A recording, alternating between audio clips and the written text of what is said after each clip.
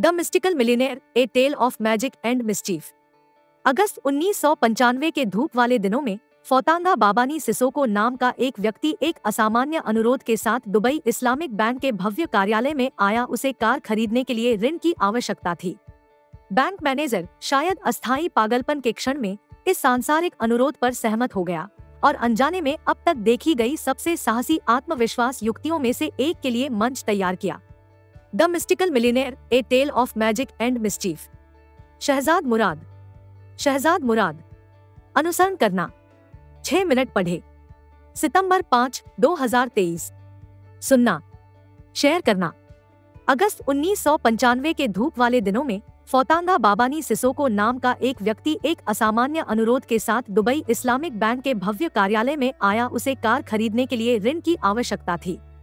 Bank manager शायद अस्थायी पागलपन के क्षण में इस सांसारिक अनुरोध पर सहमत हो गया और अनजाने में अब तक देखी गई सबसे साहसी आत्मविश्वास युक्तियों में से एक के लिए मंच तैयार किया। दुबई में दुबई इस्लामिक बैंक। रात्रि भोज पर बातचीत के दौरान जो नेटफ्लिक्स थ्रिलर को टक्कर दे सकती थी, सिसोको ने लापरवाही से बैंक प्रबंधक मोहम्मद अयूब पर बम फोड़ दिया। उसने दावा किया कि उसके पास अलौकिक शक्तियां हैं, ऐसी शक्तियां जो एक धन राशि ले सकती हैं और उसे चमत्कारिक रूप से दोगुना कर सकती हैं। सुदूर माली गांव के इस रहस्यमय व्यवसायी से उत्सुक और मोहित होकर अयूब इस रहस्यमय दावे के आकर्षण का विरोध नहीं कर सका। अब आइए यहाँ स्पष्ट करें, इस्लामी दुनिया में काला जादू कोई मजाक नहीं है। इसे ईशनिंदा माना जाता है, लेकिन धार्मिक निंदा के बावजूद भी सिसोको के करिश्मा और रहस्य ने अयूब पर जादू कर दिया। सिसोको की मांद में अपनी अगली यात्रा पर अयूब अपने कीमती पैसे लेकर एक कमरे से निकले एक व्यक्ति द्वारा स्वागत किया गया, जिसने स्थानीय लोक कथाओं में एक दुष्ट आत्मा, एक जिन्न का सामना करने का दावा किया। अयूब को कड़ी चेतावनी दी गई कि वह जिन्न को परेशान न करे, ऐसा न हो कि उसका पैसा दोगुना करने का मंत्र टूट जाए। उसने अनिच्छा से अपनी नकदी जादुई कमरे में छोड़ दी और सांस रोककर इंतजार करता रहा। उन्होंने टिमटिमाती रोशनी और घूमते धुएं को देखने का वर्णन किया और उन्होंने कसम खाई कि उन्होंने आत्माओं की अलौकिक फुसफुसाहट सुनी है। फिर जैसे ही यह शुरू हुआ, अचानक यह अलौकिक शो बंद हो गया। आश्चर्यजनक रूप से पैसा वास्तव में दोगुना हो गया था।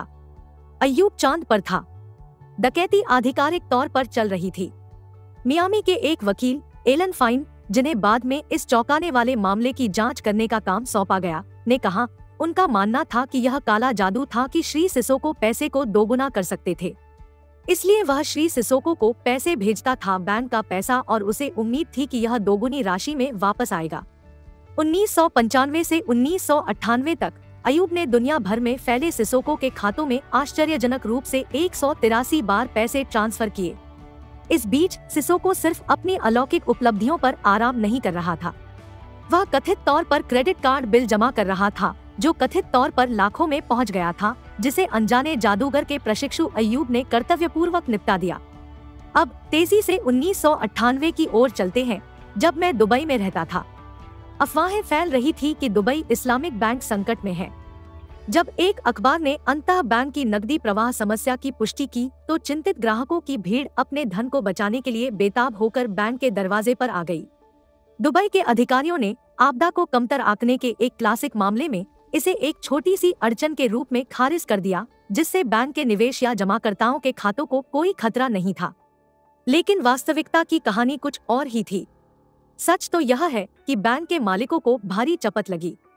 यह बीमा द्वारा समर्थित नहीं था। सरकार को स्थिति को बचाने के लिए बैंक में अपनी इक्विटी का एक महत्वपूर्ण हिस्सा छोड़ने की कीमत पर कदम उठाना पड़ा। और इस उथल-पुथल भरे समय में फौतांगा बाबानी सिसोको कहा था, तब तक वह गुमनामी के आकाश में गायब हो चुका था। उनकी योजना का एक आकर्षक पहलू यह था कि नकदी प्रवाह बनाए रखने के लिए उन्हें दुबई में शारीरिक रूप से मौजूद रहने की आवश्यकता नहीं थी। नवंबर 1995 में मोहम्मद अयूब के लिए अपने रहस्यमय प्रदर्शन के कुछ ही हफ्तों बाद सिसोको ने अपनी उपस्थिति से एक और बैंक को गौरवान्वित किया, इस बार न्यूयॉर्क शहर के हलचल भरे दिल में। लेकिन उन्होंने सिर्फ खाता नहीं खोला, वह इसे एक कदम आगे ले गया। उसने शादी कर ली। एलन फाइन बताते हैं, एक दिन वह बिना किसी अपॉइंटमेंट के सिटी बैंक में चला गया, एक टेलर से मिला और उसने उससे शादी कर ली। और यह विश्वास करने का कारण है कि उसने सिटी बैंक के साथ अपने रिश्ते को और अधिक आरामदायक बना दिया और उसने वहां एक खाता खोला जिसके माध्यम से स्मृति से मैं बस यह कहने जा रहा हूं कि $100 मिलियन से अधिक संयुक्त राज्य अमेरिका में वायर ट्रांसफर किया गया था। सिटी बैंक ने खुद को एक वित्तीय तूफान के केंद्र में पाया, जिसमें उचित प्राधिकरण के बिना दुबई इस्लामिक बैंक के संवाददाता खाते से $151 मिलियन से अधिक गायब हो गए। कानूनी लड़ाई शुरू हुई लेकिन अंततः छोड़ दी गई। अपनी नई पत्नी की सहायता के लिए सिसोको ने कथित तौर पर $500 मिलियन से अधिक की उदार राशि सौंपी। जहां तक सिसोको की वैवाहिक स्थिति का सवाल है, यह थोड़ा जटिल था। फाइन के मुताबिक मुझे नहीं पता कि उसने किस कानूनी व्यवस्था के तहत उससे शादी की, लेकिन उसने उसे पत्नी कहा और उसका मानना था कि वह एक पत्नी है। वह समझ गई कि और भी कई पत्नियां हैं, कुछ अफ्रीका से, कुछ मियामी से, कुछ न्यूयॉर्क से।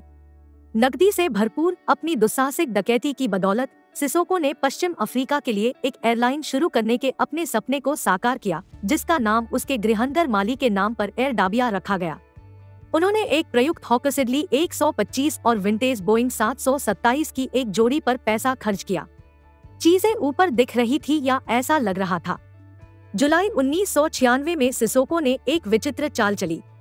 उन्होंने रहस्य में डूबे कारणों से वियतनाम युद्ध के समय के 2 ह्यूई हेलीकॉप्टर खरीदने का प्रयास किया, यह दावा करते हुए कि वे आपातकालीन हवाई एम्बुलेंस उद्देश्यों के लिए थे। उन्हें परेशानी का सामना करना पड़ा। उन्हें एक विशेष निर्यात लाइसेंस की आवश्यकता थी क्योंकि उन्हें गनशिप के रूप में परिष्कृत किया जा सकता था। सिसोको का समाधान? एक सीमा शुल्क अधिकारी को $30,000 की रिश्वत की पेशकश करें। परिणाम? हेलीकॉप्टर नहीं बल्कि इंटरपोल से गिरफ्तारी वारंट। सिसोको को जिनेवा में पकड़ा गया, जहां वह एक और बैंक खाता खोलने का प्रयास कर रहा था। मियामी के एक वकील टॉम स्पेंसर, जिन्हें सिसोको का प्रतिनिधित्व करने के लिए नियुक्त किया गया था, जिनेवा की चैम्पडॉलन जेल की अपनी यात्रा को याद करते हैं। मैंने जेल वार्डन से बात की, जिन्होंने मुझसे पूछा कि क्या सिसोको संयुक्त राज्य अमेरिका जाने वाला है या नहीं। मैंने कहा, ठीक है, आप जानते हैं, हम देखेंगे। और उन्होंने कहा, ठीक है, कृपया इसे यथासंभव लंबे समय तक विलंबित करें। और मैंने कहा, अच्छा क्यों? और उन्होंने कहा, क्योंकि वह हर रात पेरिस से हमारे लिए शानदार भोजन लेकर आ रहा है। और वह बाबा सिसोको के साथ मेरी पहली विचित्र मुलाकात थी। सिसोको को तुरंत अमेरिका प्रत्यर्पित कर दिया गया, जहां उसने प्रभावशाली समर्थकों की एक सेना इकट्ठा करना शुरू कर दिया। जिस तत्परता से राजनयिकों ने सिसोको का समर्थन किया, उससे उसकी जमानत की सुनवाई कर रहे न्यायाधीश आश्चर्यचकित रह गए। यहाँ तक कि टॉम स्पेंसर भी उस समय आश्चर्यचकित रह गए जब पूर्व अमेरिकी सीनेटर बिर्च बेह ने सिसोको की रक्षा टीम के साथ अपनी संबद्धता की घोषणा की। कोई भी ऐसे विदेशी नागरिक के लिए क्यों शामिल होगा जिसका संयुक्त राज्य अमेरिका के लिए कोई स्पष्ट मूल्य नहीं है? बढ़िया चिंतन। मैं इस प्रश्न का उत्तर नहीं जानता, लेकिन पोज देना दिलचस्प है। अमेरिकी सरकार ने सिसोको को हिरासत में रखने की मांग की, लेकिन वह $20 मिलियन की जमानत हासिल करने में कामयाब रहा, जिसने उस समय फ्लोरिडा में एक रिकॉर्ड बनाया। इसके बाद जो हुआ उसे महाकाव्य अनुपात के खर्च की होड़ के रूप में ही वर्णित किया जा सकता है। सिसोको ने अपनी कानूनी टीम को केवल उच्च स्तरीय मर्सिडीज या जगुआर से पुरस्कृत नहीं किया, वह सिर्फ क्षुधावर्धक था। वह जेबें भर कर आभूषणों की दुकानों पर पहुंचा और अकेले एक प्रतिष्ठान में $500 मिलियन गिरा दिए। दूसरे में उसने कम्फेद्दी की तरह सैकड़ों हजारों को तितर बितर कर दिया।